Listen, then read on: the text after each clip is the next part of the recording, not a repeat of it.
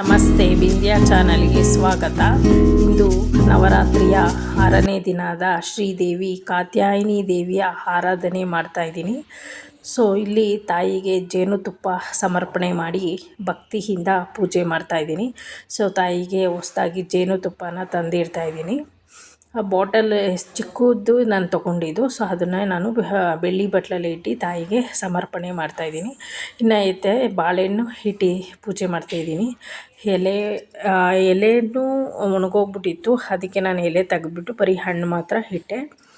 Okay, ಇವಾಗ ಪೂಜೆ ಮಾಡಿಬಿಡೋಣ ಅಂದ್ಬಿಟ್ಟು ಎಲ್ಲ ಹೂವು ಎಲ್ಲ ಬದಲಾಯಿಸಿ ಹೂವು ಎಲ್ಲ ತೆಗೆದ್ಬಿಟ್ಟು ಇಟ್ಟಿದ್ದೀನಿ.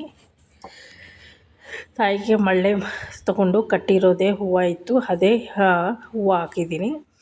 ಹಳೆ ಹೂವು ಬದಲಾಯಿಸಿ ಹೂವು ಎಲ್ಲ ಹಾಕಿ ಬಾಗಿಲಿಗೆ ಹೊಸ್ತಿಲ ಪೂಜೆ 6ನೇ ದಿನ ರಂಗೋಲಿ ಎಲ್ಲ ಬಿಟ್ಟು ಬಣ್ಣ ಹಾಕಿ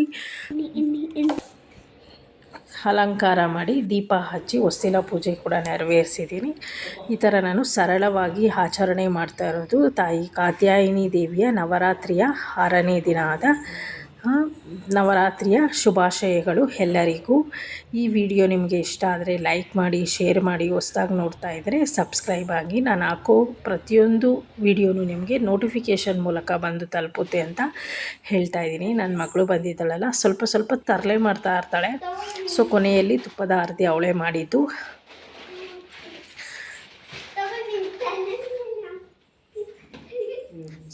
ನೋಡಿ, ನಾನು ಎಷ್ಟು ಸರಳವಾಗಿ ಆಚರಣೆ ಮಾಡ್ತಾಯಿದ್ದೀನಿ. ಇದು ಮೊದಲ ಬಾರಿಗೆ ಆಚರಣೆ ಮಾಡ್ತಾ ಇರೋದು ತಾಯಿನ.